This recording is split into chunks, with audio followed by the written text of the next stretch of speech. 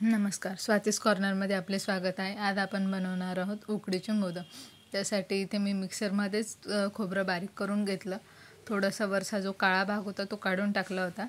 आता याच्यातला आपल्याला कढईत ते बारीक करून टाकून घ्यायचं। त्याच्यातला जो ओलावा आहे तो कमी झाला पाहिजे, त्या हिशोबाने याच्यावर ते थोडंसं भाजून घ्यायचं। आणि 1 चमचा तूप टाकलं होतं मी त्याच्यात। आता त्याच्यात आपल्याला जसं गोड आवडेल त्या हिशोबाने आपण त्याच्यात गूळ टाकायचा।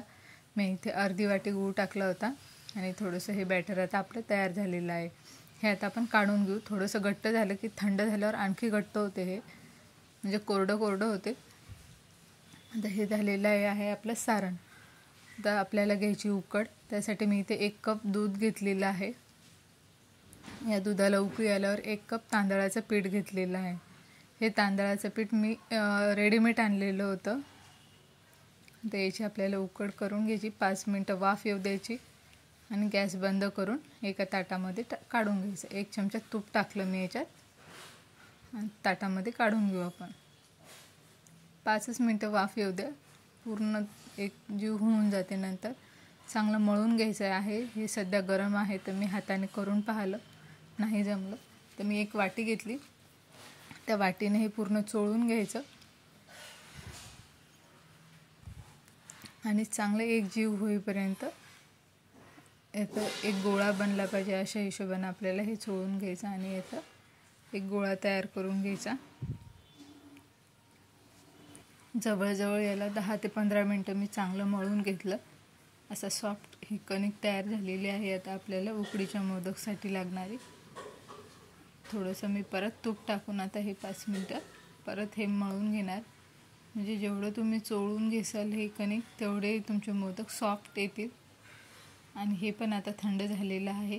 आता आपण तयार करायला घेऊ। एकीकडे मी जे इडली पात्र असते त्यामध्ये पाणी टाकून घेतलं आणि त्याच्यातलीच ही जाळी आहे, त्याच्यात आता आपल्याला ठेवायची आहे। तर त्यासाठी मी इथं आता हे पारी वगैरे नाही करत आहे। आता मी डायरेक्ट मोदकाच्या साच्याने हे उकडीचे मोदक करत आहे। याच्यात आपल्याला सगळ्या बाजूने सारख्या प्रमाणात हे भरून घ्यायचं आहे, जी कणिक आहे ती। आणि चांगलं भरपूर खोल होऊन जाते आणि जवळजवळ 1 ते 1.5 चमचा याच्यात हे सारण बसते, जे गुळाचं आणि खोबऱ्याचं आपण तयार करून घेतलं ते। आणि वरच्या साईडनं कणिक लावून हे पूर्ण पॅक करून घ्यायचं। आणि बाहेर जे आलेलं असते आपण दाबून जेव्हा ते मोदक भरतो त्यावेळेस ते काढून घ्यायचं। आणि या प्लेटला मी थोडंसं तूप लावून घेते, कारण की केळीच्या पाण्याचा मला काही सध्या इथे मेळ लागला नाही, त्याच्यामुळे मी डायरेक्टच आता याच्यावरच उकडणार आहे। तर परत असं आपण मोदक करून घेऊ। सगळ्या बाजूने सारखं भरून घ्यायचं हे, म्हणजे कोणतं आपल्या बोटाला लागलं नाही पाहिजे। जे साच्याचे धारा असतात त्या आपल्या ह्याला लागल्या नाही पाहिजेत, किंवा ते जर लागलं तर आपलं मोदक बाहेरच्या बाजूनं फुटू शकतो। अशा प्रकारे पूर्ण दाबून सगळ्या बाजूला भरून घ्यायचं। आणि 1 चमच्याच्या जवळपास गुळाचं आणि खोबऱ्याचं सारण बसते। हे असं पूर्ण पॅक करून आपल्याला हा मोदक आपला रेडी आहे। तो बाहेरचा मी पूर्ण काढून घेतला, बघू शकता तुम्ही, काहीच होत नाही।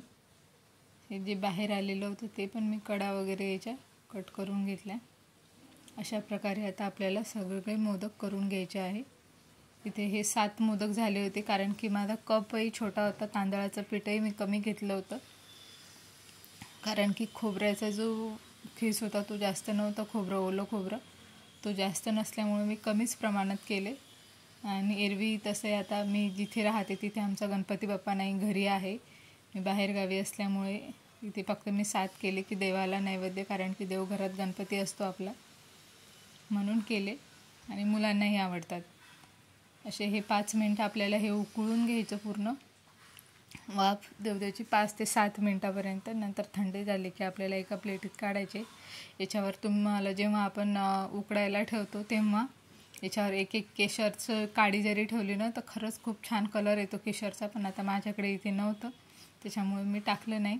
आणि अशा प्रकारे हे गणपती बाप्पाला नैवेद्य दाखवला गेला। आणि चॅनलला लाईक, शेअर, सबस्क्राईब करायला विसरू नका।